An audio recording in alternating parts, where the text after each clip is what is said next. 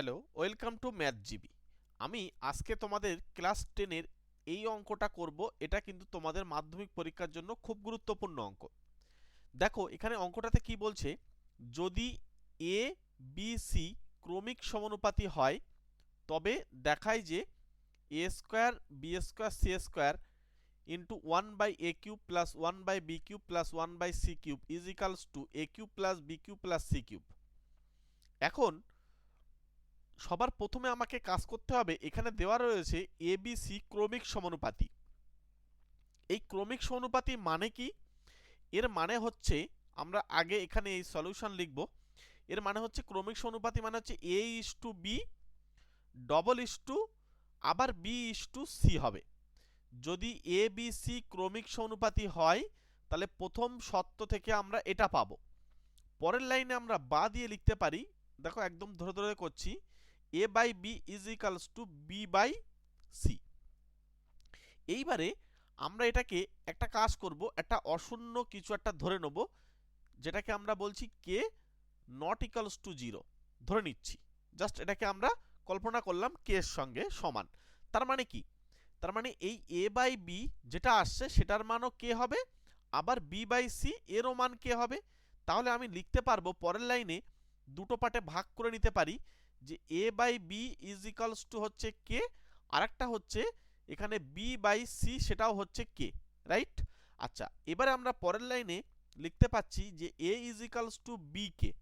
কি হলো? এই বিটা কে এর সঙ্গে গুণ হয়ে গেল। আচ্ছা চলো এ পাশে আসি। এ পাশে আমাদের আসছে B is equals to C কে। তাহলে আমি এর মান পেলাম বি কে, আবার বি এর মান পাচ্ছি কি সি কে। তাহলে কেমন একটা দাঁড়াচ্ছে, এখানে দেখো বি এর মানটা কিন্তু সি কে, আবার এখানে বি আছে। তাহলে আমি কি করতে পারি বলো তো, এখানে এই বি এর পরিবর্তে এই সি কে বসাতে পারি, কারণ বি এর তো মান সি কে। তাহলে এটা লিখলাম সি কে, আর এই জায়গাটায় কে একটা আগে থেকে রয়েছে সেই কেটা এই লিখলাম। দেখো এখানে আমি তীর চিহ্ন দিয়ে রাখলাম, এই লিখলাম।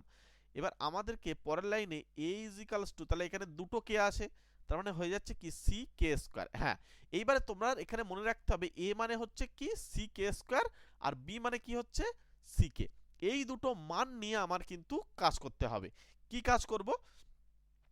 এইটুকু অংশকে আমরা বলবো লেফট হ্যান্ড সাইড। কেন? এটাকে বাঁ দিকে আছে, বাম পক্ষ। তাহলে আমরা প্রথমে লেফট হ্যান্ড সাইডের কাজটা করছি। কি করব? প্রথমে এ স্কোয়ার আমরা একটু পার্টিশন করে নিই।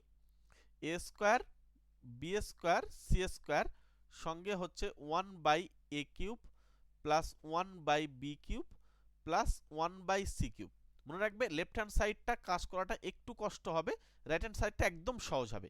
এর মান কি? C K square. তাহলে এ যেহেতু আছে তার স্কোয়ার আছে, তাহলে আমি কিন্তু ঘিরে দিয়ে আমাকে স্কোয়ার দিতে হবে, যেহেতু এর মাথায় স্কোয়ার তাহলে দিয়ে দিলাম। আচ্ছা, বি এর মান কি? সি কে। তাহলে বি এর মান সি কে, তাহলে টোটালটাকে ঘিরে দিয়ে স্কোয়ার হলো। আর সি এর কোনো মান নেই, তাহলে আমরা সিটাকে এইভাবেই রেখে দেবো, রাইট?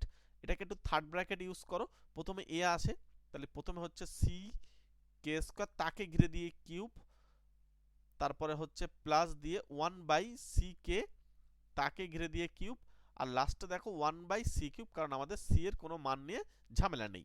এবার চলে এসো ফ্রেশভাবে, এটা এ স্কোয়ার দুজনের মাথায় চলে যাবে, তাহলে সি স্কোয়ার কে এর মাথায় কিন্তু স্কোয়ার আগে থেকে রয়েছে, তাহলে আরও একটা স্কোয়ার হচ্ছে মানে 4 হয়ে যাবে। আচ্ছা, এরপরে এগুলো সব গুণ ব্র্যাকেট মানে, হ্যাঁ। তাহলে এখানে সি স্কোয়ার, এখানে হয়ে যাচ্ছে কে স্কোয়ার ইন্টু সি স্কোয়ার। এবারে দেখো এখানে আমি পাচ্ছি, প্রথমটা পাচ্ছি c³ কে টু দি পাওয়ার কিন্তু আবার 3 দুগুণ 6 মানে 6 হয়ে যাবে। আর এখানে হয়ে যাচ্ছে c³, তারপরে হয়ে যাচ্ছে কে³, আর এখানে হচ্ছে 1/c³ হলো। এইবারে আমরা দেখতে পাচ্ছি এখানে একটা সি স্কোয়ার, এখানে একটা সি স্কোয়ার, এখানে একটা সি স্কোয়ার। তাহলে আমি টোটালটা থেকে আমি এরম লিখতে পাচ্ছি সি টু দি পাওয়ার 6, কারণ পাওয়ারগুলো সব যোগ হয়ে যায়। আবার দেখো কে এর পাওয়ারে 4 আর একটা হচ্ছে 2, তাহলে আমি একেবারে লিখতে পারি 6। এবারে চলে এসো এখানে, সবার কাছে দেখো একটা করে c³ আছে, তাহলে আমি কিন্তু 1/একটা c³ কিন্তু কমন নিয়ে নিতে পারছি। নিলে আমার পড়ে থাকছে, প্রথমটা হচ্ছে কে টু দি পাওয়ার 6, তারপর একটা পড়ে থাকছে আমার কে³, আর তারপরে কিন্তু কিছু নেই, মানে 1/1 আমার পড়ে রয়েছে। এখান থেকে একটা c³ তুমি কেটে দিতে পারো, কোনো অসুবিধা নেই, c³ থাকছে পড়ে। তাহলে c³ K to the power 6 হচ্ছে, রাইট? আচ্ছা, এইবারে হচ্ছে আমাদের এটাকে একটু লসাগু করার পালা। চলো আমরা লসাগু করলে কে টু দি পাওয়ার 6 পেয়ে যাচ্ছি। তাহলে প্রথমটা দেখতে পাচ্ছ কে টু দি পাওয়ার 6 মিলছে মানে 1 হবে। তারপরটা কি হবে, কে কিউব, কারণ এই কে কিউব দিয়ে ভাগ করলে কে কিউবই পড়ে থাকে, তাহলে 1 এর সঙ্গে গুণ করলে তাই হয়। আর এটা 1 দিয়ে করলে আমরা কিন্তু সেই কে টু দি পাওয়ার 6 পেয়ে যাব। এবার মনে রাখবে এই কে টু দি পাওয়ার 6 আর এই কে টু দি পাওয়ার 6 কিন্তু কেটে যাবে। তাহলে আমরা শেষমেশ পেলাম কি, সি কিউব, তারপরে এটাকে একটু সাজিয়ে লিখছি, K to the power 6 plus K cube আর প্লাস 1। এইটা কি বলতো, লেফট হ্যান্ড সাইড শেষ হলো। এবার আমরা রাইট হ্যান্ড সাইডটা করব। রাইট হ্যান্ড সাইডটা খুব সহজে হয়ে যাবে, কোনো চাপেরই হবে না।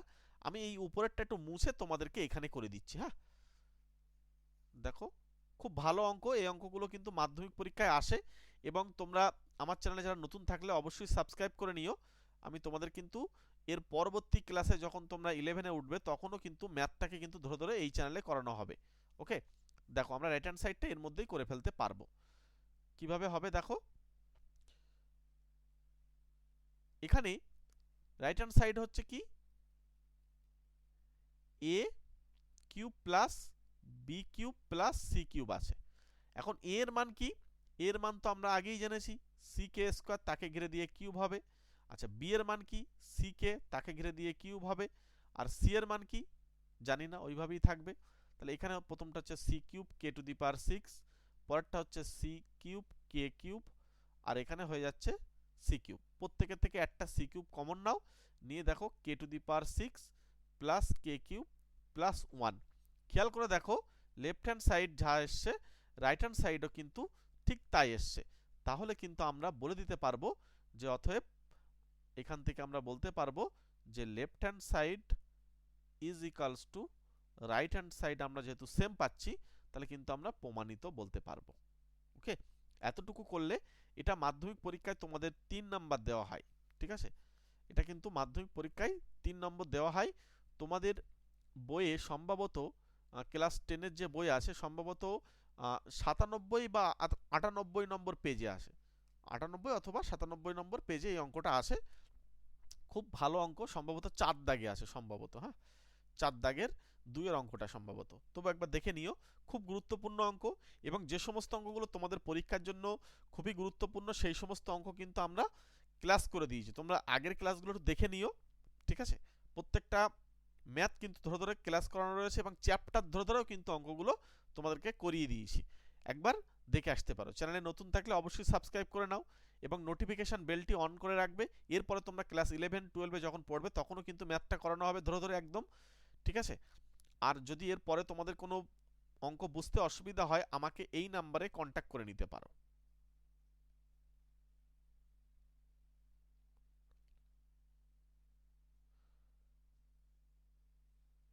এই নাম্বারে কন্ট্যাক্ট করে নিতে পারো। ওকে, চলো একটা লাইক করে দিও। প্রত্যেককে থ্যাংক ইউ। প্রত্যেকে ভালো থেকো, সুস্থ থেকো।